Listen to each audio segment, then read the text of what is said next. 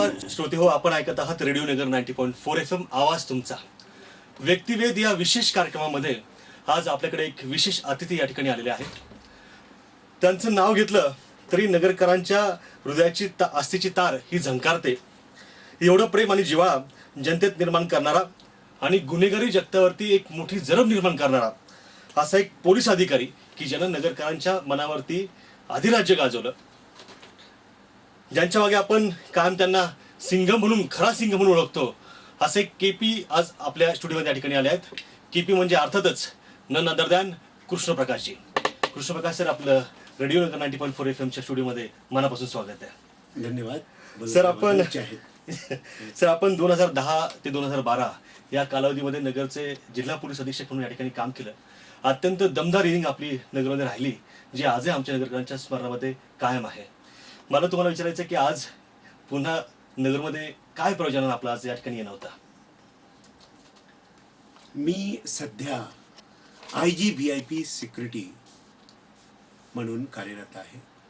IGVIP सिक्युरिटीचं कार्य आहे की जिथे जिथे कॅटेगराइज सिक्युरिटीचे लोक, Z special Z, Y special Y आणि एक्स असा कॅटेगरीचे लोक, असा वर्गवारीचे लोक येतात, तिथली सुरक्षा माझ्याद्वारे पुरवली जाते. म्हणजे त्यांची क्लोज प्रॉक्सिमिटी आणि जवळची जी सुरक्षा असते ते आमच्याद्वारे पुरवले जाते. त्या व्यतिरिक्त जे अन्य सुरक्षा किंवा बंदोबस्त असते ते स्थानिक पोलिसांद्वारे पुरवले जाते. आणि त्याचे जे BDDS टीम्स असतात ते पण डायरेक्ट जे प्रशासनिक नियंत्रण आमच्याकडे असतो. तर BDDS टीम मतलब अँटी सबॉर्टेज चेकिंग आणि ॲक्सेस कंट्रोल, म्हणजे किती लोक आतमध्ये जाऊ शकतील नाही जाऊ शकतील आयोजकांची चर्चा करून ते सुनिश्चित करणे, आणि जे VIP आहे, जे कॅटेगराइज प्रोटेक्टी आहे, त्यांची सुरक्षा पुरवणे याची जिम्मेदारी माझ्याकडे सोपविण्यात आलेली आहे. जेव्हा प्रेसिडेंट, व्हाईस प्रेसिडेंट किंवा प्रधानमंत्री महोदय येतात तेव्हा आम्हाला स्वतः जाऊन याची तयारी, याच्या कोऑर्डिनेशनचं काम करावं लागतो. जर हे कमिशनरेटमध्ये होत आहे तर तिथलं कमिशनरेट हे काम करतात आणि आम्ही त्यांना मॅनपॉवर पुरवतो क्लोज प्रॉक्सिमिटीसाठी, कॉन्वॉयसाठी. अशी व्यवस्था आहे. इथे माननीय राष्ट्रपती महोदय महामहिम येत होते आणि आले होते, त्यासाठी मला इथे बोलवण्यात आलेले होते आणि मी कोऑर्डिनेशनचे काम इथे बघत होतो. जे MERC आहे तिथे निशाण प्रदान करण्यात आला. आणि निशाण हे अत्यंत महत्त्वाची गोष्ट असते एक युनिफॉर्म सर्व्हिससाठी. निशाण म्हणजे त्यांची आत्मा, आणि हे आत्मा, हे रूह तेव्हाच प्रदान केली जाते जेव्हा ते सर्टन स्टँडर्ड प्राप्त करतो. महाराष्ट्र पोलिसांना पण निशाण प्रदान करण्यात आलेले आहे. तेव्हा हा निशाण पंडित जवाहरलाल नेहरू, आमचे प्रथम प्रधानमंत्रीच्या हस्ते देण्यात आलेले होते महाराष्ट्र पोलिसांना. इथे मान्य महामहिम राष्ट्रपती महोदय MERCला निशाण प्रदान करत होते. हा निशाण अत्यंत रोचक गोष्ट आहे. निशाण जर तुम्ही समजला तर अत्यंत रोचक गोष्ट आहे. म्हणजे यांची रक्षा करणे अत्यंत क्रमप्राप्त असते. हे प्रतिकात्मक आत्मा असते ज्याची रक्षा करणे, त्याचं पूजन सर्व धर्मचे गुरु करत होते, आणि हे सर्व धर्मचे गुरु त्यांचेच आर्मीचेच होते. असा सर्व ठिकाणी केला जातो आणि त्यांना सुरक्षित ठेवला जातो एक केसमध्ये. तर हे या कार्यक्रमासाठी राष्ट्रपती महोदय आले होते आणि त्याचे समन्वयक म्हणून मला इथे पाठविण्यात आले होते SID कमिशनर कडून, जे स्टेट इंटेलिजन्स कमिशनर असतात त्यांच्याकडून. मी त्यांचे प्रतिनिधित्व करून इथे आलो होतो आणि IGVIP सिक्युरिटी म्हणून पण मला हे काम करावं लागतं. सर, निश्चितच अत्यंत महत्त्वाची जबाबदारी आपण पार पडताय. आम्हाला त्याचा खरोखर एक नगर म्हणून अभिमान देखील आहे. मला सर तुम्हाला थोडंसं फ्लॅशबॅकमध्ये घेऊन जायचं आहे. तुमचं बालपण नेमकं कसं होतं? तुमचं कुटुंब, घरामध्ये कोण कोण मंडळी त्याच्यामध्ये होती? तुमची शाळा, तुमचं गाव, मी असं ऐकलं की तुमचं शिक्षण दुसरीपर्यंतचं अत्यंत दुर्गम भागातल्या गावामध्ये झालेलं आहे. थोडंसं त्याबद्दल तुम्ही सांगितलं तर आम्हाला नक्की ऐकायला आवडेल. माझे वडील पोलीस सब इन्स्पेक्टर म्हणून होते सुरुवातीला आणि DYSP म्हणून रिटायर झालेले. अच्छा. पण जेव्हा ते इन्स्पेक्टर होते तेव्हा माझा जन्म झाला आणि तेव्हा आमची म्हणजे आत्ता पण आमची मोठी शेती आहे, भरपूर शेती आहे, 96 एकर जागा आहे आमची. तर ते शेतीसाठी आई गावी जायच्या आणि मोस्ट ऑफ द टाइम ते गावी राहायच्या. त्यामुळे आईसोबत मी गावी राहिलो बाल्यकालात. आणि दुसरीपर्यंत मी खेडेगावात जिथे रोड पण नाही, इलेक्ट्रिसिटी पण नव्हती. आता रोड आणि इलेक्ट्रिसिटी आलेली आहे पण तेव्हा नव्हती. आणि तिथे मतलब लांटन ज्याला सांगतात, कंदील म्हणतो आपण. कंदील, हां, त्याचं या खाली जे काही आई शिकवत होत्या ते काही मी शिकत होतो. आणि नंतर काही LKG प्ले स्कूल इथे कुठे गेलो नाही. तिथून सरळ जे जे पोते असतात, बारदान असतात, ते घेऊन जायचो. आणि तिथे ग्रामीण शाळा, एका खोलीची शाळा, मोस्ट ऑफ द स्टुडंट बाहेर बसायच्या झाडाखाली आणि तिथे शिकायचो प्रकृतीची ओगळी शाळामध्ये. आणि तिथे आम्ही शिकलो वारदानवर बसून दुसरीपर्यंत. त्यानंतर सेंट रॉबर्ट स्कूल हजारीबाग येथे आमचं ॲडमिशन 3री मध्ये म्हणजे आताचं ज्याला आपण नवीन जिल्ह्याचं नाव झालं हजारीबागचं, आता त्याला आपण आता काय म्हणतो नवीन? हजारीबागचा दुसरा जिल्हा. आमच्या पूर्वच्या जे म्हणजे आमचा भाग आहे गावाच्या कडेचा भाग, ते आता रामगड जिल्ह्यामध्ये, रामगड जिल्हा. आणि माझ्या जे टाउनमध्ये आता घर आहे ते हजारीबागमध्ये आहे, हजारीबाग टाउनमध्ये. आता आमचं गाव आहे रामगड जिल्ह्यामध्ये. आणि आमचं जिथे आम्ही नंतरचे शिक्षण केलेले आहे आणि आमचं घर आहे जिथे, ते हजारीबाग टाउनमध्ये. मी असं ऐकलं तुम्ही शेती सुद्धा तरुण असताना त्या काळात केलेली आहे. एकदम खरं आहे. मी शेती केलेली आहे आणि ते धान शेती होती. धान शेती केलेलं आहे. आणि शक्करकंद, रताळू सांगतात आपण, ते शक्करकंदची शेती आणि धानाची शेती केलेली आहे. हेच 2 फसल त्या काळात होत होते माझ्या गावी. श्रोते, आपण ऐकतोय कृष्णप्रकाश सर यांना.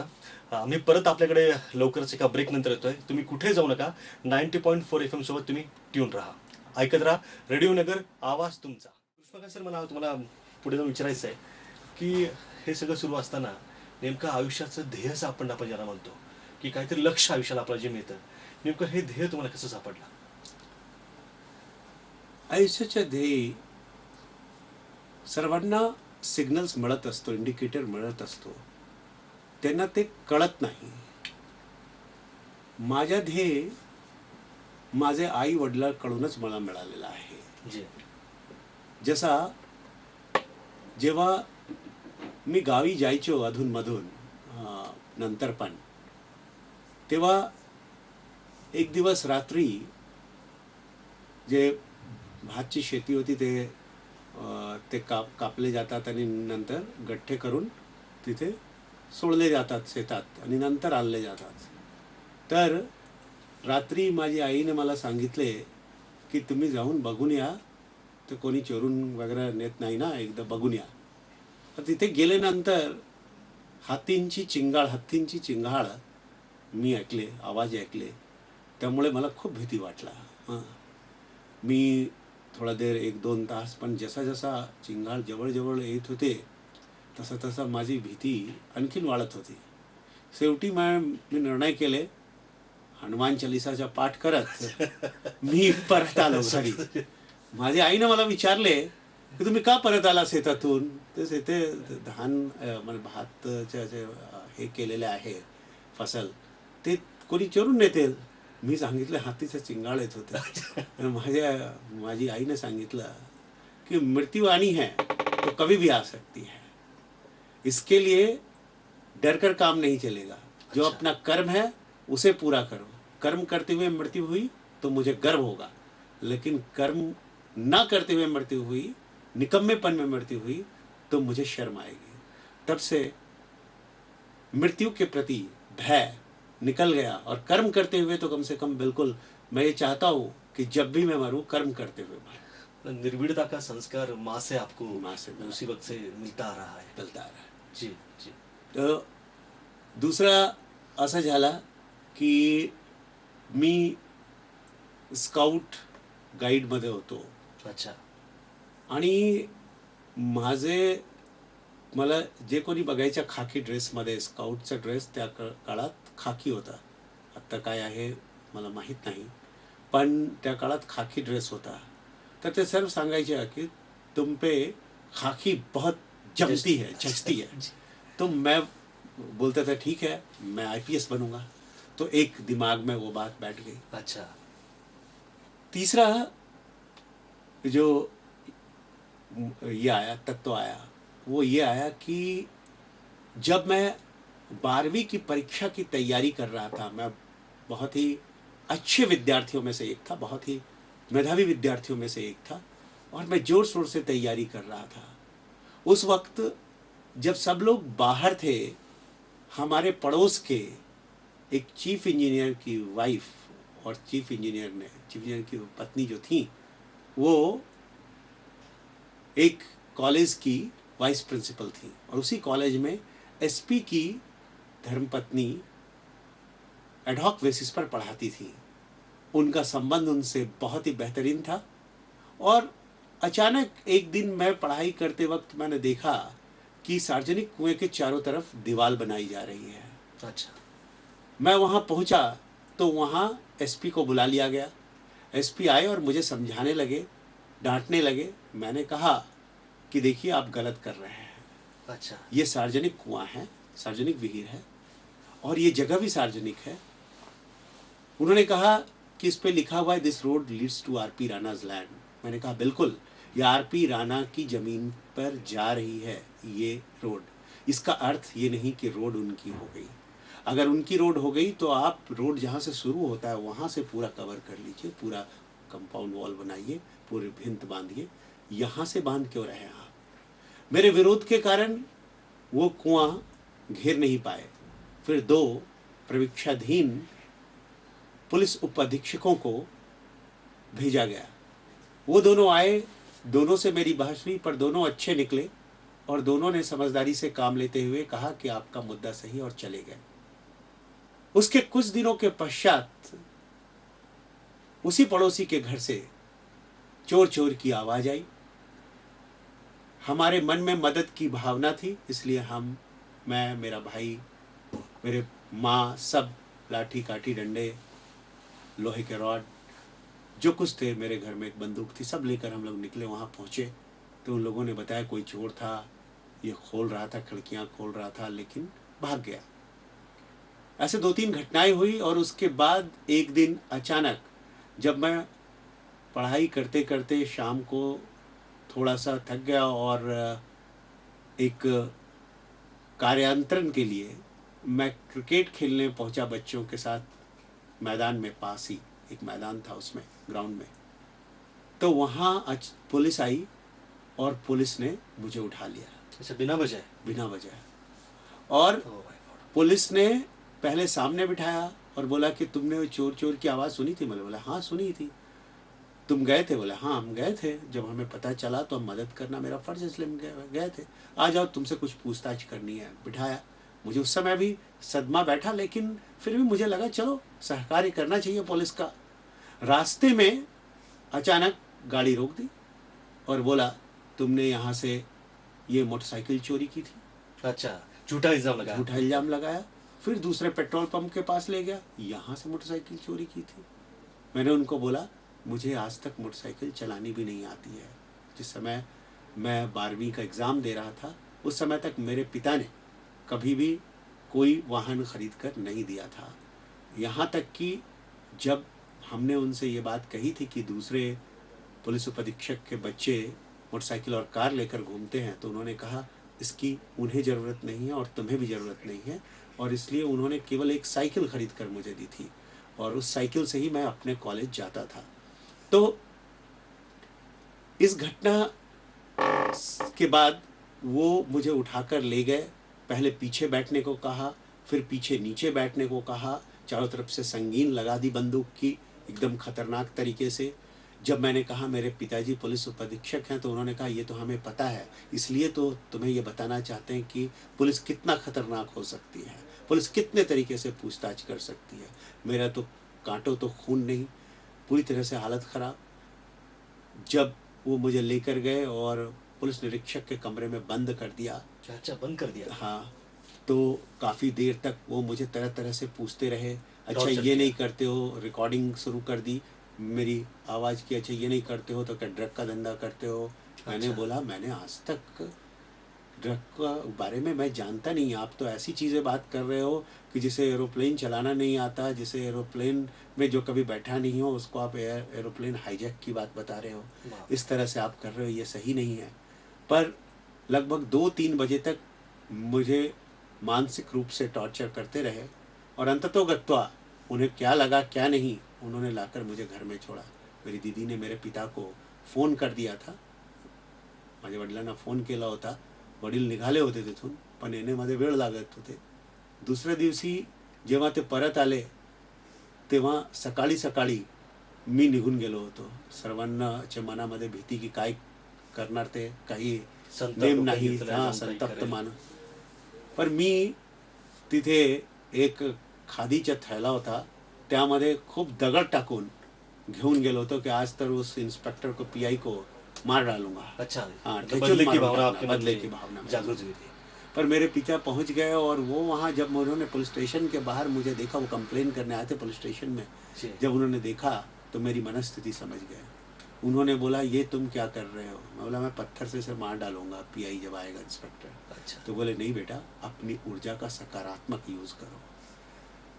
दुनिया में मुश्किलें आती रहती हैं, लेकिन सकारात्मक उपयोग करोगे तभी उसका सही उपयोग हो पाएगा। मेरी मनस्थिति 2-3 दिन देखने के बाद मेरे पिता ने मुझे अकेले गुमसुम देखकर कहा कि तुम गांव में खेती करने जाओ। फिर मैं माँ के साथ गांव में खेती करता रहा। लगभग 1 साल तक, 1 वर्ष तक मैं से खेती करता रहा। मैंने उस बार 12th ड्रॉप कर दिया और अगले साल, अगले वर्ष मैंने डे स्कॉलर के रूप में मैंने परीक्षा दी, न कि रेगुलर के रूप में परीक्षा नहीं दी, परीक्षा दी। और फिर मैंने ये संकल्प लिया। उस दरम्यान मैंने नेहरू युवा केंद्र के साथ काम किया। मैंने सुना कि कुछ युवा संदेश करके मैगजीन था, हाँ, उसके भी आप एडिटर उसका कुछ रह चुके हैं. संपादक बन गया उस दरम्यान, क्योंकि चूंकि अभी दूसरी पढ़ाई नहीं कर रहा था तो युवा संदेश का संपादन का काम मैं करने लग गया, नेहरू युवा केंद्र की पत्रिका का, जो वहाँ से चल रही थी। और उसके डिफरेंट एक्टिविटीज़ में, विभिन्न गतिविधियों में भाग लेने लगा। अपनी ऊर्जा का सकारात्मक उपयोग किया। अपनी ऊर्जा से खेती में, भात की खेती में और शक्करकंद की खेती में उसकी पैदावार बढ़ाने की कोशिश की। और फिर अपनी ऊर्जा से नए नेहरू युवा केंद्रों के सेंटर्स खोले यूथ वॉलंटियर के रूप में, और उसमें काफ़ी सक्रिय रहा। उसके बाद a series of lectures on secularism पर भी मैंने काम किया, बाद में नेहरू युवा केंद्र और मानव संसाधन विकास मंत्रालय की तरफ से। लेकिन मैं ये बताना चाहूँगा कि उसके बाद मेरे मन में ये ठोस निर्णय आया कि चाहे कुछ भी हो, मैं आईपीएस ही बनूंगा। मतलब वो आपके लाइफ का टर्निंग पॉइंट है जी, कि मैं आईपीएस ही बनूंगा। और आईपीएस बनकर मैं ये काम करूंगा कि किसी व्यक्ति पर कभी कोई झूठा केस, झूठा इल्जाम लगाकर उस पर किसी प्रकार की कार्रवाई ना हो, और किसी अपराधी को, जो सचमुच अपराधी और जिसके खिलाफ प्रमाण और पुरावे हैं, साक्ष्य हैं, उनको छोड़ा ना जाए। और ये काम मैंने ज्वाइन करने के बाद किया है, कोशिश की है कि किसी पर अन्याय ना हो, अत्याचार ना हो, और कोई अपराधी छूटे ना। ये दोनों चीज़ें किया मैंने। और एक महत्वपूर्ण था कि हमारा जो पुलिस का जो ट्रेनिंग इंस्टीट्यूट था उस जमाने में, बिहार का जो आईपीएस और डीवाईएसपीस का जो ट्रेनिंग इंस्टीट्यूट था स्टेट के में, वो हजारीबाग में मेरे घर से मुश्किल से 500 कदम दूर था। अच्छा, तो आप देखते थे वहाँ की उन लोगों गतिविधियाँ? को मैं देखता था। वो लोग हमारे घर के बगल में, मेरे चाचा के घर के नीचे टेलीग्राफ ऑफिस था, वहाँ ट्रंक कॉल बुक करने आते थे। उस ज़माने में ये मोबाइल नहीं था और इसलिए ये व्यसन भी नहीं थे व्हाट्सएप और ये सब के। वो वहाँ पर ट्रंक कॉल का इंतज़ार कर रहे होते थे और आपस में गप्पा गोष्ठी कर रहे होते थे। तो उनसे मेरी धीरे धीरे जान पहचान हुई और मुझे कॉन्फिडेंस हो आया कि अगर ये कर सकते हैं तो मैं भी कर सकता हूँ। आई वडिलांकडनं मिळालेली विचारांची शिदोरी ही तुम्हाला आजही सेवेत पोलीस सेवेत काम करताना फार उपयोगी पडते असं म्हटलं तर फार वावगं ठरणार नाही. सर मला तुम्हाला विचारायचं आहे की तुम्ही जसं अत्यंत निश्चय करून भारतीय पोलीस सेवेमध्ये त्या ठिकाणी आपलं स्थान मिळवलं आणि काम सुरू केलं. मला वाटतं तुमचं महाराष्ट्रात आल्यानंतर केडर मिळाल्यानंतर पहिलं पोस्टिंग एक गडचिरोलीमधलं होतं. बरोबर आहे.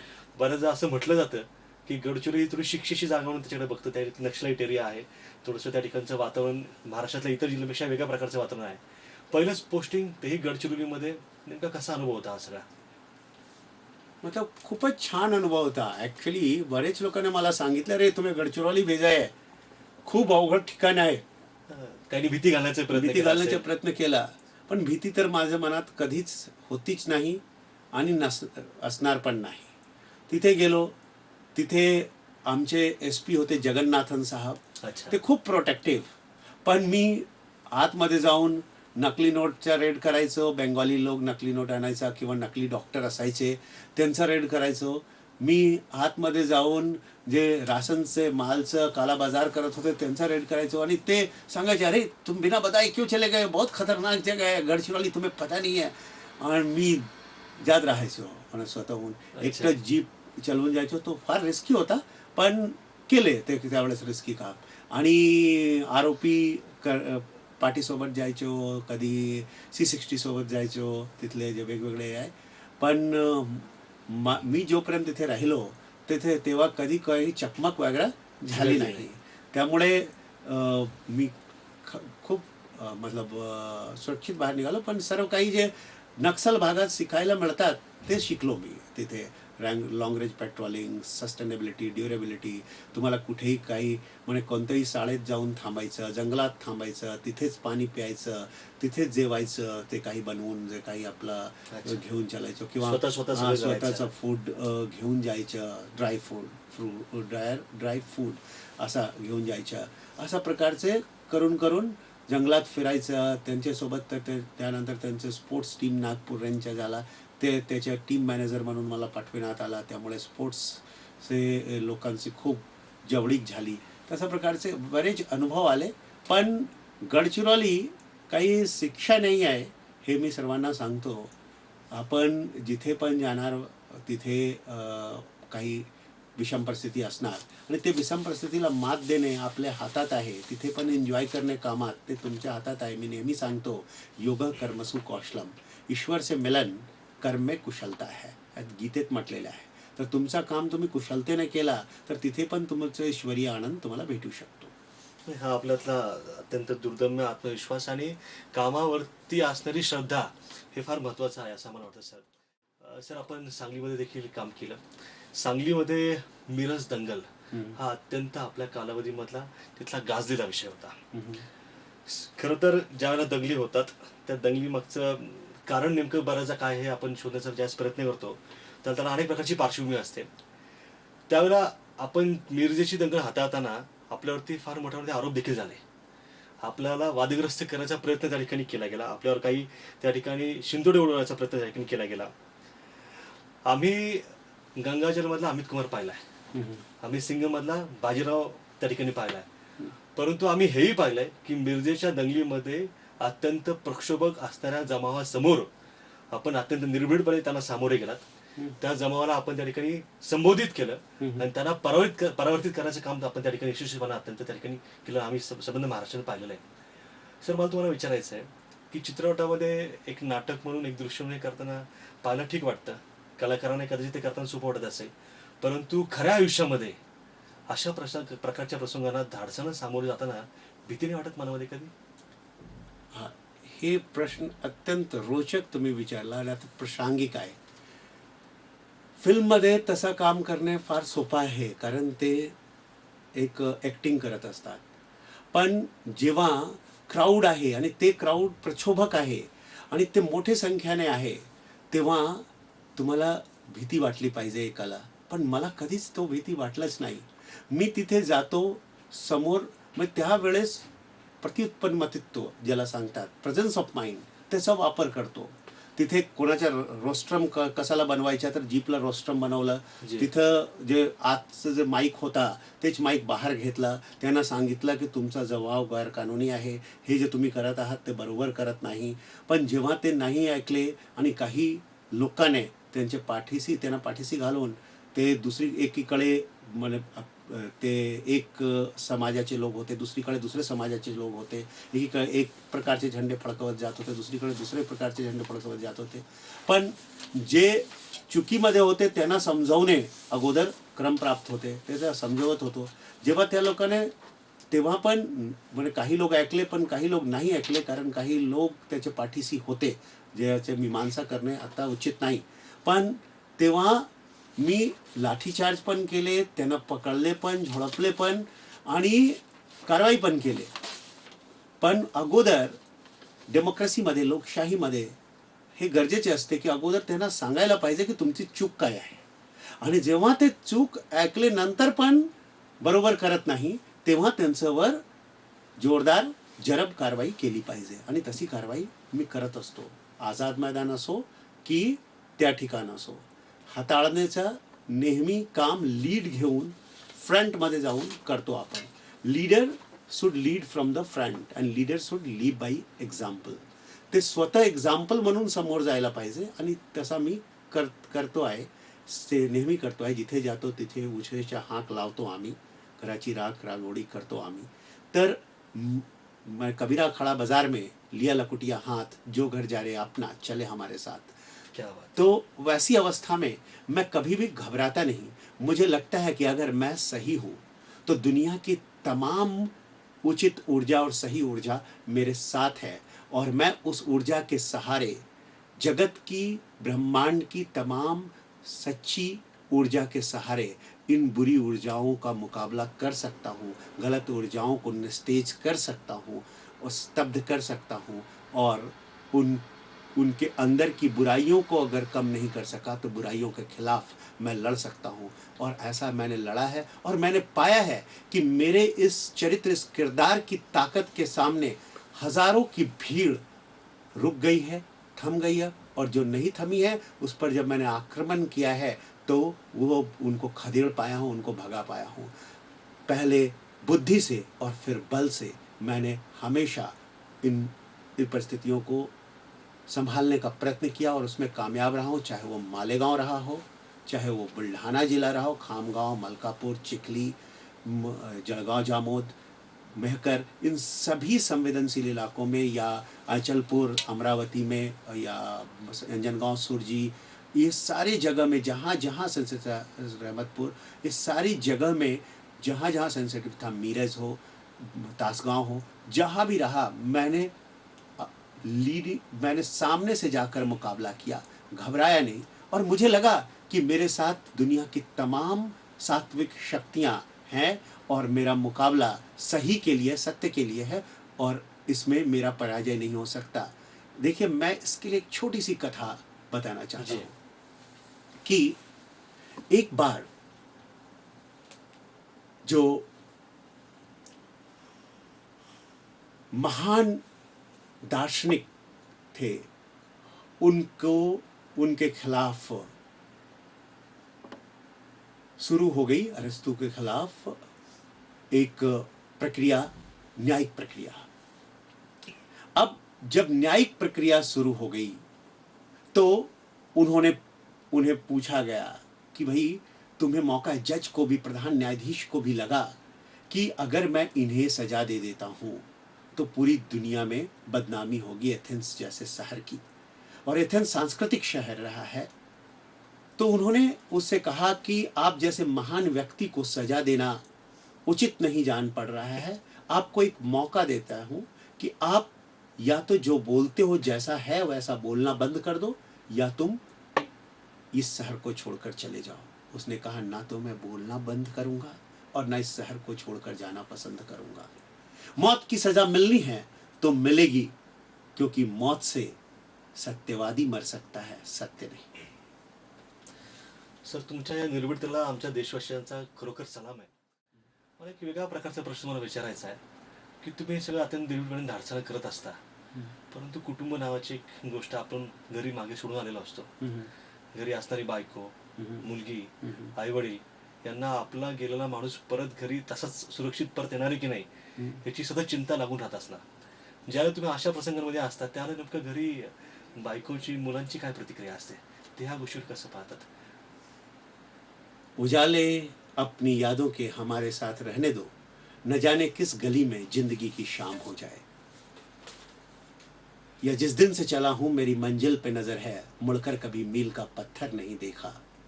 आंखों में रहा दिल में उतर कर नहीं देखा. पत्थर मुझे कहता है मेरा चाहने वाला, मैं मोम हूं उसने मुझे छूकर नहीं देखा.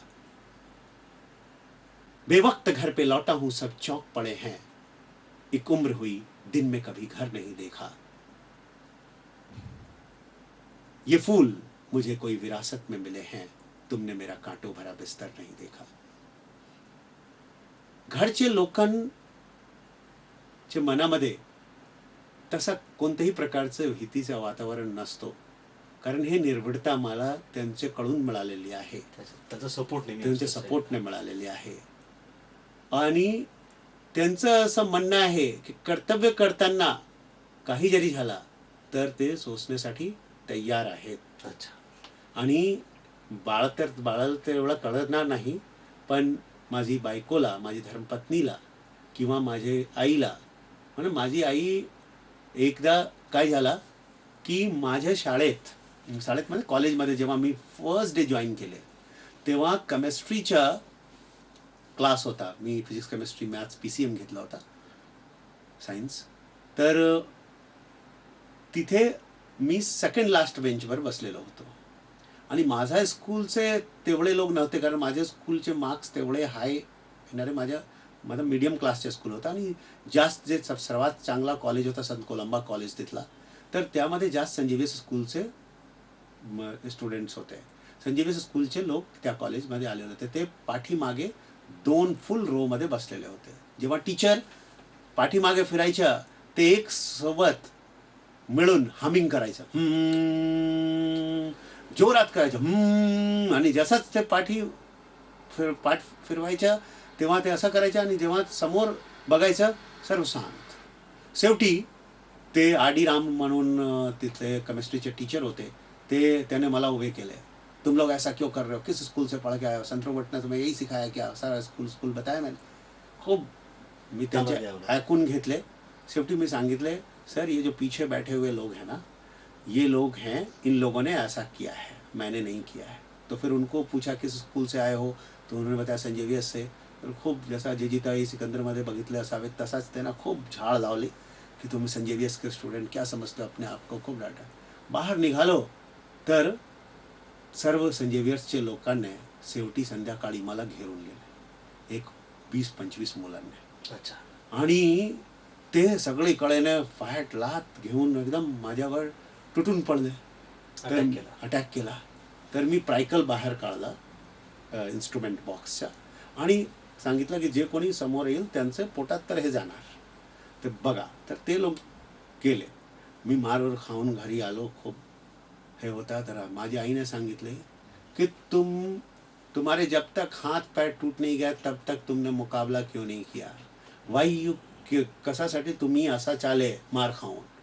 आणि ती सांगितले की आत्ता तुम्ही जाऊन त्यांच्याशी लढा देऊन या, तुमची चूक नाही आहे, तुमची चूक नाही आहे, तर तुम्ही मार खाऊन यायचा नाही, मारून यायचा. मी निघालो घरातून आणि तेव्हा माझे कझिन वगैरे होते, ते सर्व आले. मी तिथे गेलो तर त्या लोकांना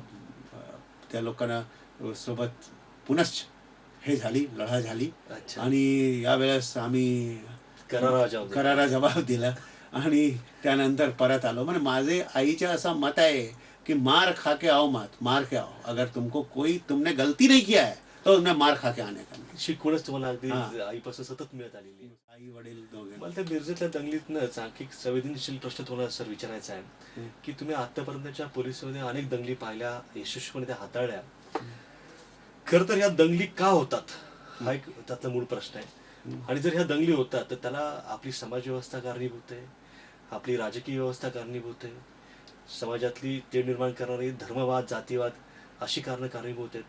नेमकं एक पोलीस अधिकारी म्हणून तुमच्या अनुभवातून तुम्हाला काय वाटतं की यामागची मूळ कारणं काय असावीत? हमारे लिए किसी कातिल का इंतजाम न कर, करेंगे कत्ल खुद अपनी जरूरतें हमको. जनसामान्य जे माणूस असतात त्यांना हे जातीवाद, भाषावाद, छत्रवादचे काही घेणं देणं नसतात. ते त्यांच्या रोजीरोटीसाठी धडपडत असतात. त्यामुळे हे कोणती व्यवस्था यासाठी जबाबदार आहे असं मी सांगणार नाही. ऑफकोर्स काही विचारधारा जे असतात धर्माचे नावावर जे रुजवले जातात ते कोणते धर्माचे आहे असं मी सांगत नाही, पण प्रत्येक धर्मामध्ये काही एक विचारधारा रुजवले जातात आणि त्या विचारधारामुळे एकमेकांशी तेढ निर्माण होत असतो. त्यामुळे त्याचं मेन कारण हे आहे की आपण आपलं धर्मग्रंथ किंवा आपलं जे धर्माची विचारधारा आहे खऱ्या अर्थाने वाचून घेत नाही. मुस्लिम असला की ते 5 वक्तचा नमाज अदा केला तर ते सांगतात एक अजीज लल्लूच्या विरुद्ध मी मोका दाखल केला होता. इथे प्रथमच मोका मालेगावमध्ये दाखल केला होता आणि त्यावेळेस खूप मोठे लीडर होते, खूप फेमस आणि खूप मोठे लीडर जे होते ते तिथले लीडरचे नाव खूप प्रसिद्ध आहे. ते बरेच दिवसा तिथे लीडर होते आणि त्याने असा मोर्चा काढला निहाल अहमद ने कि केवल मुसलमानों के खिलाफ मौका क्यों. तर मी लोकांकडे गेलो आणि सांगितले की यांनी जे कारवाई केलेली आहे का काबुल में गधे नहीं होते, काबुल में क्रिमिनल नहीं होते, जहाँ केवल मुसलमान है वहाँ अपराधी नहीं होते, गुनहगार नहीं होते. अगर होते इसने 42 गुने किए, 42 एक्सटॉर्शन किया है. इसने कहाँ किया है? ये मुसलमानों के खिलाफ ही किया है. ये कहते हैं कि वो 5 वक्त की नमाज पढ़ता है, पर वो कुरान में ही लिखा हुआ है कि मशरिक और मगरिब में सर करने से नमाज अदा नहीं होती, बल्कि नमाज अदा होती है सच्चे दिल से ईश्वर को याद करने से, उसके प्रति सरेंडर करने से. तो लोगों ने निहाल अहमद जैसे बड़े लीडर का भी साथ नहीं दिया. ठीक है, तो ऐसे समय में. लेकिन मेरे कहने का मतलब ये है की जे अशा प्रकारचे गोष्ट करतात हे लोक ते जाणून बुजून करतात, ज्यामुळे त्यांचे राजकीय जे हेतू आहे ते सिद्ध होतात. एक दुसरा, ते जे विचारधारा जे पसरवतात ते त्यांचेच मैंने कभी कभी अपने दिल को यूं ही हमने समझाया है, जिन बातों को खुद नहीं समझा औरों को समझाया है. अनेक असे लोक असतात, धर्मगुरू असतात वेगवेगळे धर्माचे, जे ज्यांना स्वतःच्या धर्माची पूर्ण जानकारी नाही. आता एक धर्मगुरूने श्रेयानो स्वधर्मो विगुणाचा खूप पॉप्युलर बुक आहे त्याचा. हां, ते आता धर्मगुरू म्हणून किती ओळखले जातात मला माहीत नाही, पण अगोदर धर्मगुरू म्हणून ओळखले जातात आशाराम बापू. तर त्याने त्याच्या पुस्तकामध्ये लिहिलेल्या श्रेयानो स्वधर्मो विगुणः गीतेचं वाक्य आहे, त्याची व्याख्या केलेली आहे की आपला धर्म जर गुणरहित असो तरी तो श्रेष्ठ आहे. म्हणजे जर कोणी हिंदू धर्माची बुराई करत आहे, हे करत आहे आणि आमच्या बुराई असेल तरी पण तो श्रेष्ठ आहे, अशा प्रकारचे त्याने व्याख्या ठेवली. आणि ज्या काळात ही गोष्ट लिहिलेली गेलेली आहे त्या काळात हिंदू, मुस्लिम, सिख, ईसाई असा प्रकारचा धर्म नव्हता. आपला सनातन धर्म होता त्या काळात. आणि त्या काळात त्याचा अर्थ असा होता की जे आपण धारण करतो ते आमचा धर्म आहे आणि जे कर्तव्य करतो ते आमचा धर्म आहे. जसा बाळपणाचा धर्म बालक धर्म असतो. आता माता कौशल्याने भगवान श्रीराम जेव्हा अवतार रूप ग्रहण करून आले, म्हणजे पूर्ण विष्णू रूपमध्ये आले, तर तेव्हा सांगितले की तसा करू नका, तुम्ही शिशु व्हा. कारण शिशूचा धर्म शिशूसारखा असायला पाहिजे ना. जर शिशू नसला तर त्याचे आई आहे त्याचं कसं वाटणार. त्यामुळे त्या धर्माचं पालन करणे कर्तव्य असतो. आणि त्यामुळे याचा अर्थ असा होतो की आपला धर्म जे आपला कर्तव्य आहे, जे काही कर्तव्य आहे, पती धर्म, पत्नी धर्म, ब्रह्मचर्य धर्म, छात्र धर्म, जे काही धर्म आहे आपला, ते धर्म आपण निष्ठेने पालन केला पाहिजे. जरी ते आम्हाला करायची इच्छा नसेल तरी पण केला पाहिजे. जसा अर्जुनाला युद्ध करण्याची इच्छा नव्हती आपल्या लोकांविरुद्ध, तेव्हा पण त्यांना युद्ध केला पाहिजे, काही कारण तो त्यांचा कर्तव्य होता. ठीक आहे. ते ही गोष्ट समजण्याच्याऐवजी आपण दुसरी गोष्ट समजून घेतो, म्हणजे खोटा प्रकारचे समजावले जातात. जेवढी समज नसते तेवढ्यापेक्षा जास्त समजावले जातात, त्यामुळे लोकांना कन्फ्युजन होतं. सर मला तुम्हाला थोडंसं नगरकडे घेऊन यायचं आहे. 2010 जून ते जून 2012 अशी 2 वर्षांची अत्यंत आपली चमकदार कामगिरी या नगरमध्ये राहिलेली आहे. आजही तुमचं नाव काढलं की नगरमधल्या काही विशिष्ट वर्गातल्या लोकांना धडकी भरते, त्यांना भीती वाटते. मला तुम्हाला विचारायचं की तुम्ही इथे असताना दुधाच्या भेसळीचं मोठं रॅकेट, त्याचा पर्दाफाश तुम्ही केला. दूध हे लहान मुलंही पितात, मोठी माणसं पितात, वयस्कर लोकही पितात. अत्यंत जीवन मरणाशी आणि आरोग्याशी खिळवाड करणारा जो विषय आहे त्यात तुम्ही पर्दाफाश करून त्याला वाचा फोडली, त्या गुन्हेगारांना जेरबंद केलं. एवढंच नाही तर राजश्रयित गुन्हेगारी अत्यंत हॉट विषय तुम्ही हाताळला. मला आठवत आहे की त्याला मी महाविद्यालयामध्ये जायचो. रोज वर्तमानपत्र घेण्यासाठी सकाळच्या वेळेला तोबा गर्दी व्हायची. वर्तमानपत्राचे अंक संपायचे, कारण की त्या अंकामध्ये रोज पहिल्या पानावरती खऱ्या सिंगमचा म्हणजे कृष्णप्रकाश यांचा फोटो त्या ठिकाणी असायचा आणि त्याची बातमी त्या ठिकाणी असायची. आपल्या ह्या कारवाईनंतर नगरच्या एकूणच सामाजिक व्यवस्थेवर, राजकीय व्यवस्थेवर आणि सांस्कृतिक व्यवस्थेवर मोठा परिणाम झालेला आम्ही मागच्या वर्षामध्ये अनुभवला आहे.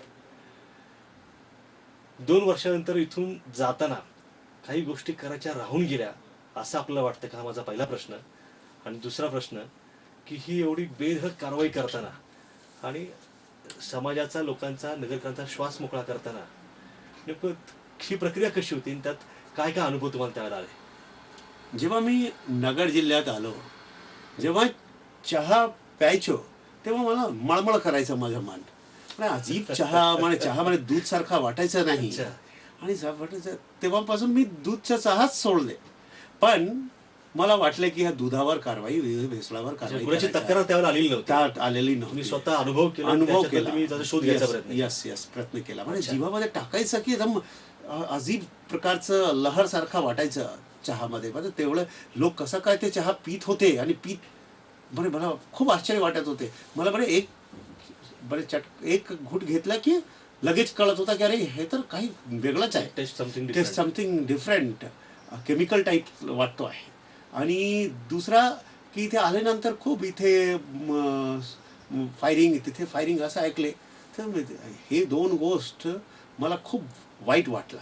त्यामुळे मी सर्वात अगोदर अवैध हत्यारांविरुद्ध मोहीम सुरू केली आणि 100 म्हणजे 300-400 वेपन जप्त करण्यात आले. वेगवेगळ्या ठिकाणी, नेवासा, ते सनी, सिंगनापूर या वेगवेगळ्या ठिकाणी जिथे हत्यार लोक हे करत ना, हत्यार देणारे लोकांना जेरबंद करण्यात आलं.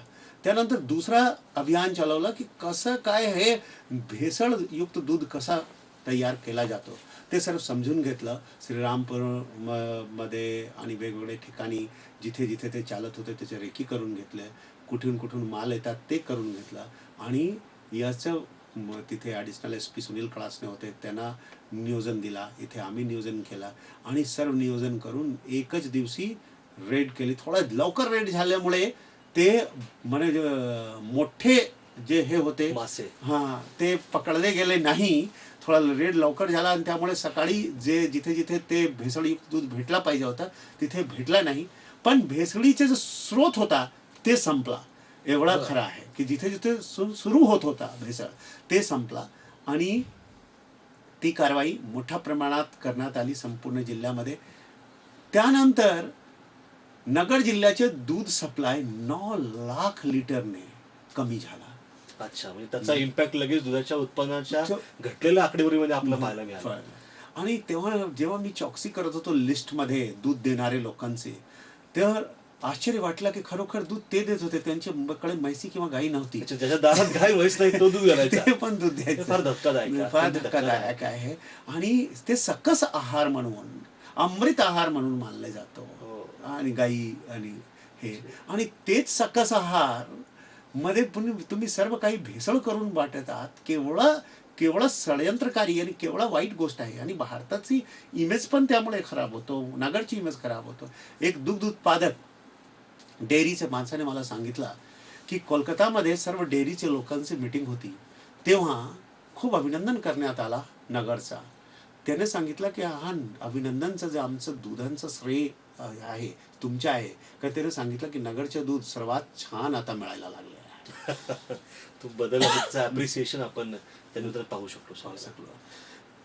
त्या व्यतिरिक्त जे दारू होती गावठी आणि नकली दारू त्याच्या विरुद्ध पण श्रीरामपूर असो, श्रीरामपूरच्या जवळचा इलाका असो, इथे अहमदनगरच्या जवळचा इलाका असो, त्याच्या पण नेस्तनाबूद केलं. त्यामुळे विक्रमी वाढ सरकारी दारूची विक्रीमध्ये विक्रमी वाढ झाली होती आणि त्याचे अप्रिशिएशन पण मला आला होता.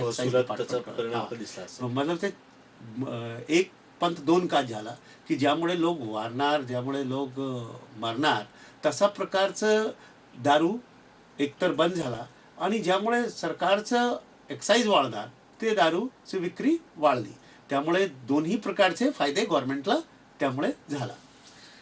राजकारणाचं गुन्हेगारीकरण हा नुसता नगरचा किंवा महाराष्ट्राचा नाही तर संपूर्ण देशातला एक अत्यंत ज्वलंत विषय आहे.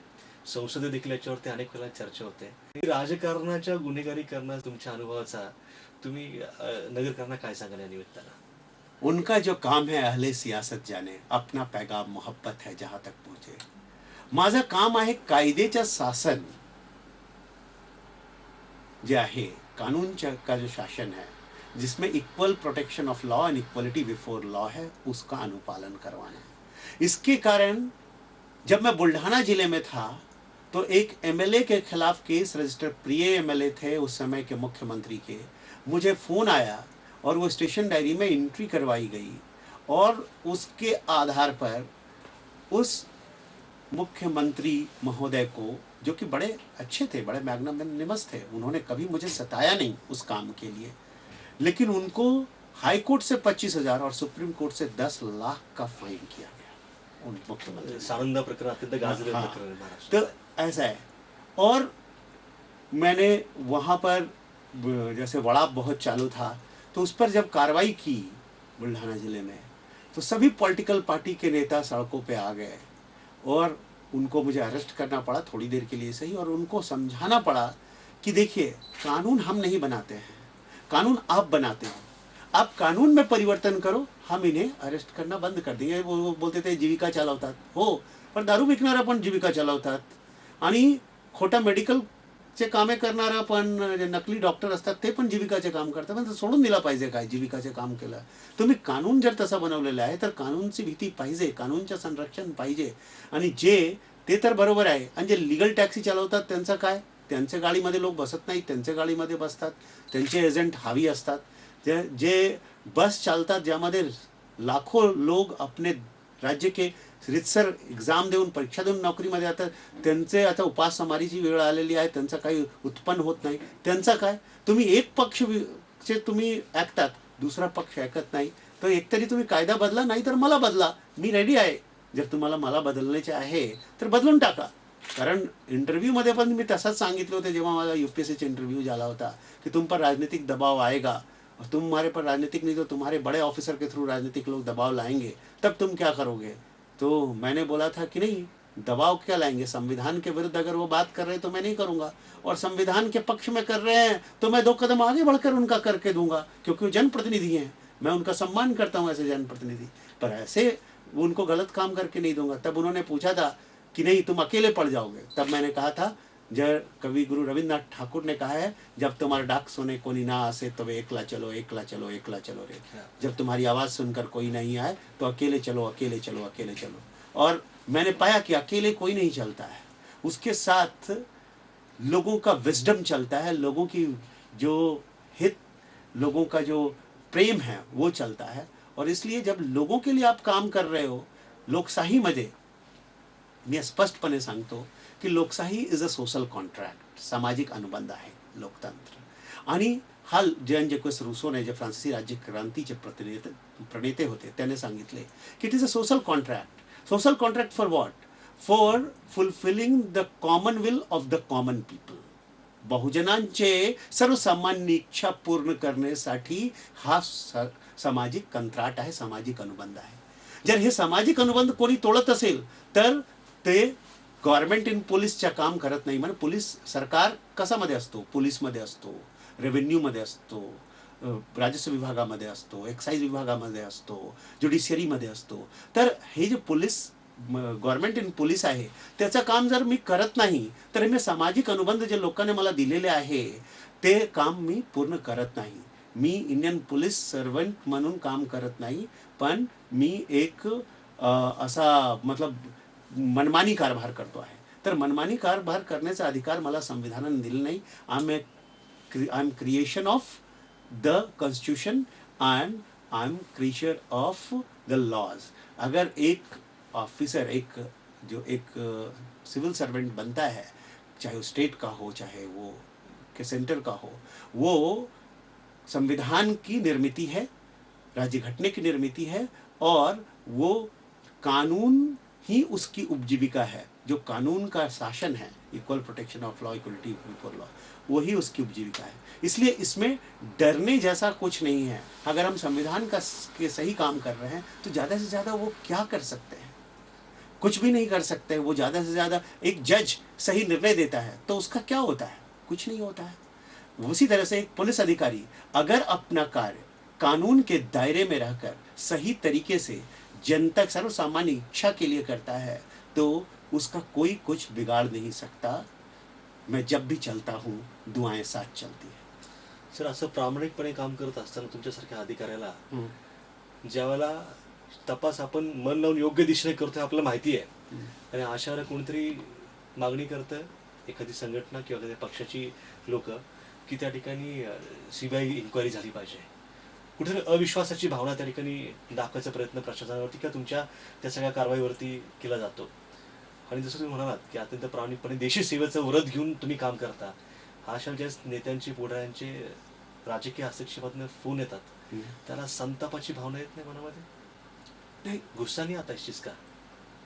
नहीं, गुस्सा येत नहीं, कारण हमसे लोकांची चूक आहे. ये हमारे जो मान लीजिए कि जिस डिपार्टमेंट में ये फ़ोन आता है, फॉर एन एग्जांपल कि अगर जुडिशियरी के किसी को उनका फ़ोन आता है, या पुलिस विभाग के किसी को फ़ोन आता है, या रेवेन्यू डिपार्टमेंट के किसी को गलत काम करने के लिए फ़ोन आता है, तो इसका अर्थ है ये हमारी कमज़ोरी है कि हम गलत बात सुनकर ले रहे हैं. एक बार जब उनको पता चल गया कि कोई भी गलत सुनकर लेने वाला नहीं है, हमारा काम कानून बनाना है और कानून को सही तरीके से क्रियान्वित कराने के लिए उनका नेतृत्व करना है, प्रशासनिक और पुलिस अधिकारियों का और जुडिशियल अधिकारियों का, तब वो कभी भी कोई गलत काम लेकर आपके पास नहीं आएंगे. इसलिए मैंने ये पाया है कि ये संताप करने की बजाय हमें ये आत्मावलोकन करना चाहिए कि ऐसा लोग कहने की हिम्मत कैसे करते हैं.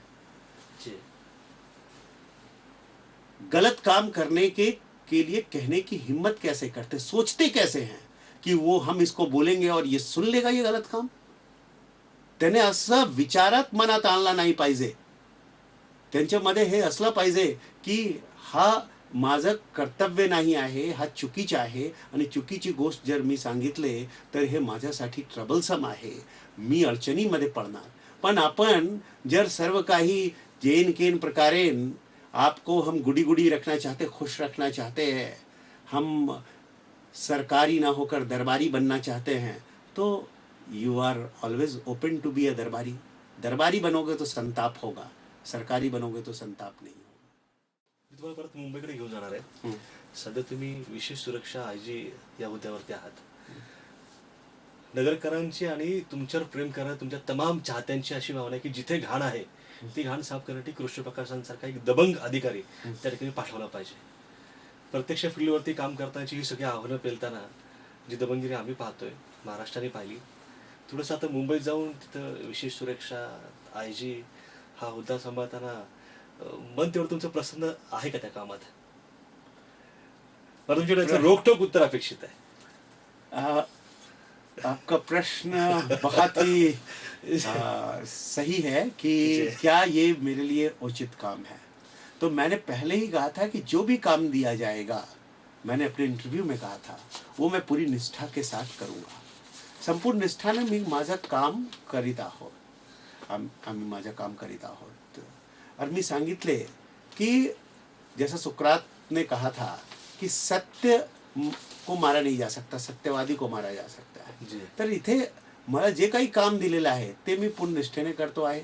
आणि कधी कधी लोकांसाठी तर काम केलंच पाहिजे. कधी कधी स्वतःचे हॉबीज आणि स्वतःचं जे छंद आहे त्यासाठी पण वेळ पाहिजे. आता मला तो वेळ मिळालेला आहे. मी स्वतःचे छंद जोपासतो आहे. आता कविता लिहितो आहे मी. आता मी माझं आत्मचरित्र लिहितो आहे. अच्छा. आणि मी कुठपर्यंत आलं हे काम, आत्मचरित्र लिहायचं काम? आता मतलब एक 25% झालेलं आहे. त्याच्यातलं लवकरच आम्ही ते लोकांसाठी वाचायला उपलब्ध होईल अशी नक्की अपेक्षा करू नक्कीच शकतो. नक्कीच मिळेल. आणि मी मला मॅरेथॉन रनिंगच्या, स्विमिंगच्या अशा प्रकारचं जे छंद आहे ते मी जोपासतो आहे माझा. आणि ते लाईफचा तो पार्ट. आता जे फॅमिलीला तुम्ही सांगत होते की त्यांना भीती वाटत नव्हते काय, त्यांच्या त्यांना पण हे- अपेक्षा असतात तर काही. त्यांच्यासोबत काही वेळ देतो आहे. माझी जी मुलगी आहे तिला शिकवत आहोत आणि त्याच्यासोबत काही वेळ देतो आहे. कारण क्वालिटी टाइम, बहुत सारे लोग बोलते हैं कि मुझे पुलिस में हूँ इसलिए समय देता नहीं आता. और ऐसा मेरे साथ भी एक घटना हुई है बचपन में. मैं अपने पिता के पास गया. मैं तो गांव में रहता था माँ के साथ. तो माँ लेकर गई पिता के पास. तो वहाँ पुलिस लाइन के बच्चे हो के साथ खेल कूद करके वहाँ सिविगाड़ करायला शिकलो. हाँ. तो जब मैं घर में एक बार सिविगाड़ दे दिया मैंने अपनी बड़ी दीदी को, तो मेरे पिताजी ने आंगन में इस तरफ से उठा के उस तरफ फेंक दिया और इतनी जोर का मारा कि, और बोला कि तुमने अपशब्द अपने मुख में कभी लाना नहीं. और तब से आज तक मैंने अपशब्द अपने मुख में नहीं लाया. चाहे कोई मेरे खिलाफ कुछ भी करे, अपशब्द मैं नहीं लाता. शांति से सुना है. शांति से सुनता हूँ. और अपशब्द का जवाब अपशब्द से नहीं बल्कि कार्रवाई से देना चाहिए. और तब से ठोस कार्रवाई के ठोस साथ. कार्रवाई के साथ तो अपशब्द बोल करना छोड़ दिया. तो मेरा ये कहना है कि अपने बच्चे को, अपने ये को आप क्वालिटी समय दो. ऐसा नहीं कि क्वांटिटी समय देना जरूरी है. तो मैं अभी क्वालिटी समय दे पा रहा हूँ अपनी बच्ची को, अपने परिवार को, और इसका भी एक अलग आनंद है. चलो, अच्छी बात आहे. एक वेगळ्या प्रकारचा प्रश्न मला विचारायचा की सध्या देशामध्ये सोशल मीडियाची क्रांती आपण अनुभवतोय. फेसबुक, व्हॉट्सअप, तमाम तरुणाई ही त्याच्यावरती आता उपलब्ध आहे. नुसती तरुणाईच नाही तर जुन्या पिढीतल्या लोकांना देखील आता हे जे खुणावत आहे. परंतु याबरोबर याच्या अतिवापरात, अति उत्साहामध्ये त्याचा काही परिणाम हा लॉ अँड ऑर्डर सिच्युएशनवर देखील होताना पाहायला मिळतो. काय नेमकं तुम्हाला याच्याकडे तुम्ही कशा प्रकारे बघता? हे खरं आहे. तर तुम्ही सुद्धा फेसबुकवरती आणि व्हाट्सएपवरती एक्टिव असता. बरोबर है. आप भी उसको यूज करते. तो क्या मतलब इसको, मतलब किस तरीके से बच्चों ने या युवकों ने हैंडल करना चाहिए, ऐसा आपको लगता है? राष्ट्रकवि रामधारी सिंह दिनकर ने लिखा है कि सावधान मनुष्य अगर विज्ञान है तलवार, काट लेगा अंग बड़ी तीखी है इसकी धार. सावधान मनुष्य विज्ञान के ही फूल, वज्र होकर छूटते शुभ धर्म अपना फूल. मैं एक छोटी सी वास्तविक कथा से इस बात को बताना चाहूंगा जी जरूर. कि एक बार एक व्यक्ति ने सुबह सुबह जैसे ही समाचार पत्र, वित्त पत्र के पन्ने पलटे, उसे जोरदार धक्का बैठा. उसे सदमा हुआ. वहां जो वृत्त पत्र में, समाचार पत्र में, अखबार में जो न्यूज आई हुई थी, जो खबर आई हुई थी, उसके लिए बहुत ही अजीबोगरीब थी. वो धक्के से जब उभरा तो उसने पाया कि उसमें उसके मृत्यु का लेख छपा हुआ था कि वो मर चुका है. उसकी जो दूसरी प्रतिक्रिया थी वो ये थी कि जिन्होंने लिखा गलत लिखा, लेकिन मेरे बारे में लिखा क्या है. और जब उन्होंने पढ़ा तो लिखा हुआ था मौत के सौदागर की मौत, डायनामाइट के आविष्कारक की मौत. ये पढ़ने के पश्चात उन्होंने तुरंत सोचा कि क्या मैं इस रूप में मरना चाहूंगा जब लोग मुझे मौत के सौदागर की मौत, डायनामाइट के आविष्कारक की मौत ऐसा लिख करके जाएंगे. और तब उन्होंने निश्चय किया कि नहीं, वो शांति का कार्य करेंगे.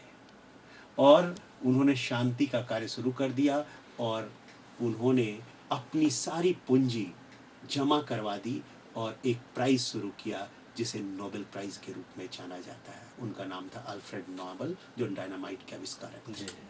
तो विज्ञान का फूल दो तरह से काम कर सकता है. परमाणु दो तरह से काम कर सकता है. परमाणु ऊर्जा को इलेक्ट्रिसिटी के लिए, इरिडिएशन टेक्निक के लिए, फसलों को सुरक्षित रखने के लिए अनेक तरह से उसको यूज किया जा सकता है. ठीक, को इसका उपयोग अपनी बर्बादी के लिए, एडिक्शन के लिए नहीं करना चाहिए. अगर आप एडिक्शन के लिए करोगे तो आप उसके बिना रह नहीं पाओगे, उसके बिना आप तड़पने लगोगे। जैसे नशे के बिना एक नशेड़ी तड़पने लगता है, वैसे ही तुम उसके बिना तड़पने लगोगे। ऐसा नहीं होना चाहिए। उसका उपयोग जब जब जरूरी है आप करो, और सकारात्मक रूप से करो, नकारात्मक रूप से मत करो।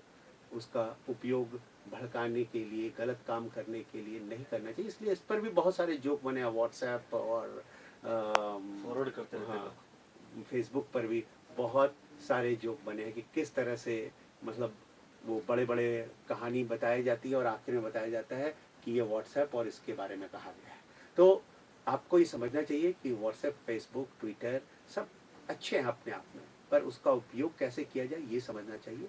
मैं एक्टिव रहता हूँ ताकि लोगों से संपर्क बना रहे, लेकिन अब मैं आपको बताऊं कि मुझे कई बार जो इतने ग्रुप मोन ने मुझे जोड़ दिया, और निकलो तो उनको दुख होता है, जी। तो वो बिना पूछे मुझे जोड़ देते हैं, और मुझे एक दिन में 16-17 हजार मैसेज आते हैं। मुझे अपने कांस्टेबल को देना पड़ता है कि सारे ग्रुप वालों को डिलीट करो, ये 2-4 ग्रुप छोड़ करके जो जी। इम्पोर्टेंट है ये ग्रुप करके बाकी ग्रुप को बैठ के डिलीट करो। उनको आधे एक घंटे डिलीट करने में लगते हैं मेरे फोन से।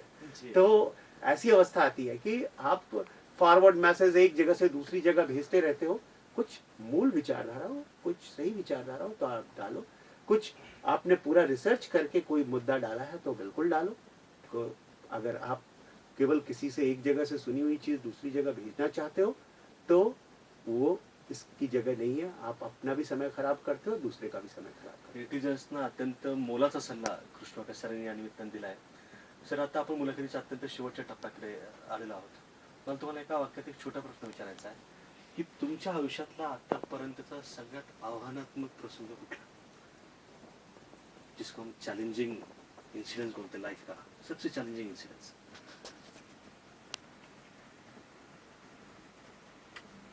सबसे चैलेंजिंग इंसिडेंस तो मुझे लगता है कि चुनौतियां तो हमेशा आती रहती हैं, और कोई भी चुनौती सबसे चैलेंजिंग होता है ऐसा नहीं, लेकिन मैं ऐसा मान सकता हूं कि मैंने एक चैलेंज लिया था कि अमरावती और बुल्ढाना जिले में मैंने फांसे पारधियों के पुनर्वसन जी।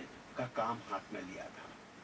वहाँ कई संगठन मैंने फांसे पारधियों के बनवाए, और उसको तरह तरह से मदद दिलाकर और उनके सारे बच्चों को स्कूल में दाखिला दिलवा के, बोर्डिंग स्कूल में मैंने उनका नियोजन किया, उनको अलग अलग संस्थाओं से सहायता दिलवा करके। तो मैंने ये पाया कि, और इसी तरह से साउथ मुंबई में भी जो भीख मांगते हैं बच्चे और जो ये करते हैं उनके लिए भी मैंने कोशिश की। मैंने ये पाया कि आप जब तक रहते हो वो काम चलता रहता है, लेकिन आप जैसे ही चले जाते हो अगला अधिकारी आता है, आप कितना भी अच्छा काम कर रहे हो उस काम को आगे बढ़ाने की चाहत नहीं रखता है, उसे लगता है ये किसी दूसरे का काम था।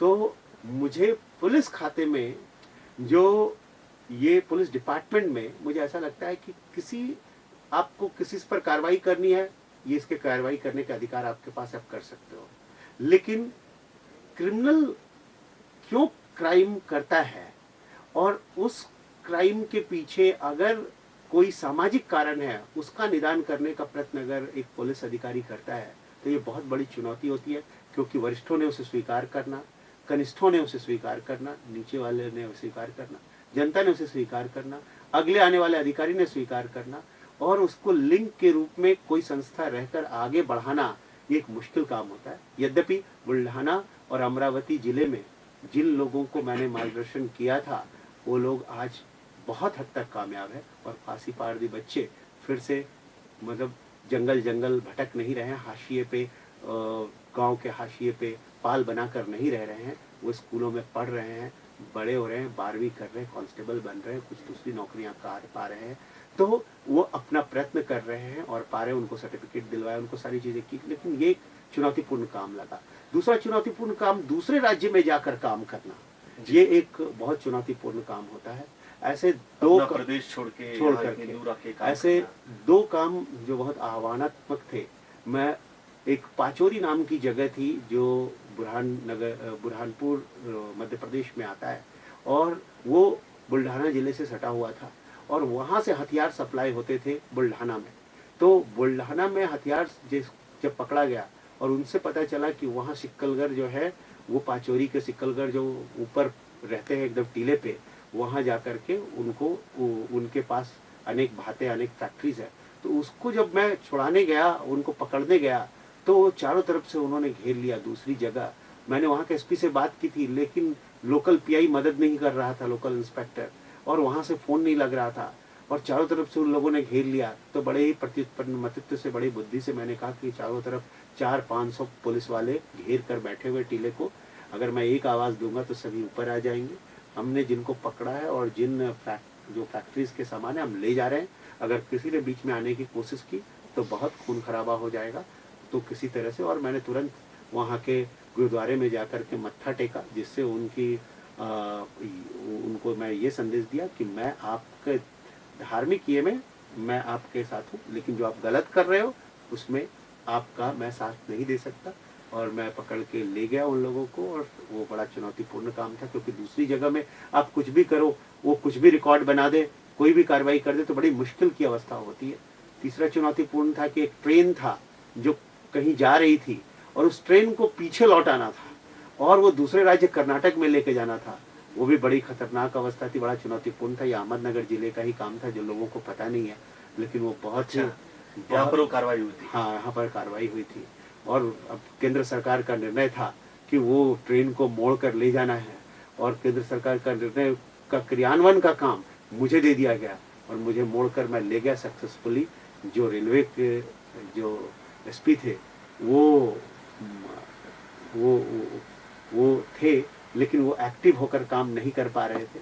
अपने उनका कहना था कि वो जिस ये कहें मजहब के हैं, उसके कारण उनको दिक्कत आ सकती है, और इसलिए मुझे उसका काम हाथ में लेना पड़ा। और एक्चुअली ऊपर से भी मुझे ही आदेश आ गया था, जबकि बीच में और भी मतलब सोलापुर और पुणे ये तमाम जिले आते थे, लेकिन वो छोड़ करके मुझे काम दिया गया। और यहाँ से वहाँ तक ले जाने में मुझे कितनी मुश्किलों का सामना पड़ा। कभी भी मेरे पर अटैक हो सकता था, लेकिन बुद्धिमानी पूर्वक मैं उसे ले जा सका। बड़ा ही चुनौतीपूर्ण काम था। और जहाँ तक ये सब काम है, जो कानून तोड़ते हैं उन पे कार्रवाई करना, वो तो मेरे लिए सहज है, क्योंकि कानून तोड़ रहे हैं और कानून के संरक्षण के लिए, कार्रवाई के लिए ही मैं बना हूँ। उसी के लिए मेरे डिपार्टमेंट उसमें तो जिसमें मुझे टैक्टिकली काम करना पड़ता है, उसमें दिक्कत होती है। इसमें तो कोई दिक्कत ही नहीं है। आव्हानांना आव्हान देणारा अधिकारी, म्हणूनच तुमची लोकप्रियता फार मोठी आहे। नगरमध्ये ज्यावेळेस तुम्ही काम केलं त्यावेळेस मला आठवतं की चौकामध्ये ज्यावेळेस तुमच्या बदलीची बातमी आली की आप कृष्णकांत साहब यहाँ से जाएंगे, उनको विदाई देनी पडेगी, तर त्याला लोक फार दुःखी झालेले त्यासाठी पाहिले। चौकात चहाच्या ठेल्यांवरती चर्चा व्हायची, कटिंगच्या दुकानांमध्ये लोकांची चर्चा व्हायची, अनेक निवेदनं देखील त्याला प्रशासनाने दिली गेली की इनको आप यहाँ से भेजो मत, इनको यहीं पे रखो। वाईट वाटतं गाव सोडून जाताना, तिथं आपण इतकं काम केलं जाया? बड़ा भावनिक प्रश्न है आपल्याला। खूप भावनिक प्रश्न आहे। आणि मी सांगतो कि एक कबीरचा दोहा है, एक कबीरा जिस दिन तू आया था, तू हंसा जग रोया, तू रोया जग हंसा, तू जग हंसा तू रोया। कबीरा जिस दिन तू आया था, तू रोया, तू जग हंसा तू रोया, ऐसी करनी तू कर जाए तू कि तू हंसे जग रोए। तो जब आते हो तो आप रोते हो कि अरे हम कहाँ आ गए, हम अपनी पुरानी जगह छोड़कर आ गए, नई जगह आ गए। और जब जाते हो तो आप इस आस्था के साथ जाओ कि हमने अपना जो समय काम किया वो बहुत शिद्दत के साथ, बहुत सही तरीके से किया। इसे आप इस तरह से कह सकते हो कि कितना जिया ये महत्वपूर्ण नहीं है, किस भाव से जिया, कैसे जिया, ये महत्वपूर्ण है। तो मैं जितने समय तक रहा, अगर मैं लोगों के मन में निर्भयता की मशाल जला सका, दीप जला सका, तो यही बहुत काफी है। एक दिए से दूसरा दिया वो जला लेंगे, लेकिन अगर मैं वर्षों रहकर भी निर्भयता का दिया, कानून के प्रति आस्था का दिया नहीं जला सकता, अगर इस संविधान के प्रति आस्था का दिया नहीं जला सकता, तो मेरे रहने का कोई उपयोग नहीं था। इसलिए कितना रहा उसके कारण भावनिक होने की जरूरत नहीं है। मैं एक निष्काम कर्म योगी हूँ।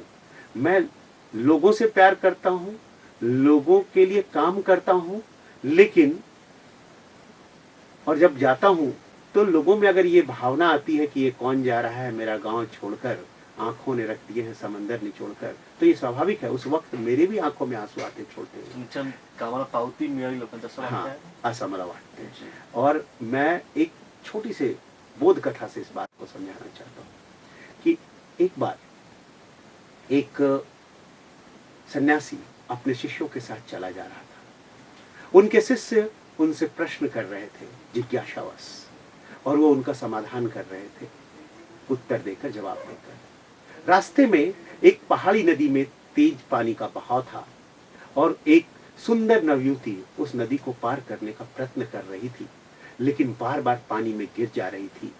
चोट लग रहा था उसे, वो वापस आ जा रही थी। ऐसा देखकर सन्यासी श्रेष्ठ गए, उसको कंधे पर उठाया। उसके कपड़े गीले थे, बदन गीला था, लेकिन उसको नदी पार कराया, नदी के उस पार उतारा और फिर चलने लगे। सभी शिष्यों ने फिर प्रश्न जिज्ञासावश करना शुरू किया और ये अपने आध्यात्मिक और लौकिक ज्ञान से उनकी शंकाओं का समाधान करने लगे। 2 घंटे के बाद एक शिष्य जो बिल्कुल चुप हो गया था 2 तास तक, उसने प्रश्न किया, जरा एजिटेट होकर, जरा गुस्से से, सन्यासी श्रेष्ठ, क्या आपने यह अपराध नहीं किया? आप जिस सन्यासी का कर्तव्य नहीं है युवती की तरफ देखना, आपने उस युवती को कंधे पर उठाया। उसने वो पूरे गीले थी, और आपने उस युवती को कंधे पर उठाया, नदी पार कराया। सन्यासी ने कहा, पुत्र, मैंने तो उसे 2 घंटे पहले ही अपने कंधे से उतार दिया, तुम अभी तक अपने दिमाग में ढो रहे हो। तो मैं दिमाग में उस चीज को ढोता नहीं, जहां जो कर्तव्य है उसे पूरा करता हूं और उसके बाद आगे चल पड़ता हूं। और उनसे मेरा प्रेम कम नहीं होता, उनकी आस्था कम ना हो, इसके लिए मेरा आगे भी उसी तरह का कार्य जारी रहता है, जिससे उनको प्रेरणा मिलती रहे। त्याचमुळे तुम्ही ज्या ज्या नगरला येतात त्या त्याला तुमच्याकडे अनेक लोकांची कार्यक्रम याची मागणी असते, तुमच्यामध्ये कायम तोच गराडा असतो. जाता जाता शेवटचा प्रश्न, भारतातल्या अनेक तरुणांचे तुम्ही रोल मॉडेल आहात आणि लोकप्रिय रोल मॉडेल आहात. अनेक तरुणांना तुमच्यासारखंच प्रामाणिक आणि कर्तबगार पोलीस अधिकारी व्हायचे. अशा उदयोन्मुख मुलांना तुम्ही जाता जाता काय सल्ला द्याल? गम के पास अगर तलवार, तो मैं उम्मीद की ढाल लिए बैठा हूं। ऐ जिंदगी तेरी हर चाल के लिए मैं एक चाल लिए बैठा हूं। लुत्फ उठा रहा हूं मैं भी तेरी आंख मिचौली का, मिलेगी कामयाबी हौसला कमाल लिए बैठा हूं। चल मान लिया 2-4 दिन नहीं मेरे मुताबिक, गिरेबान में सुनहरे साल लिए बैठा हूं। ये गहराइयां, ये लहरें, ये तूफान, सब उन्हें मुबारक। मुझे क्या फिक्र, मैं कश्ती बेमिसाल लिए बैठा हूं। अगर तुम्हारे अंदर आस्था है, तुम्हारे अगर संकल्प है, आत्मविश्वास है, तो आप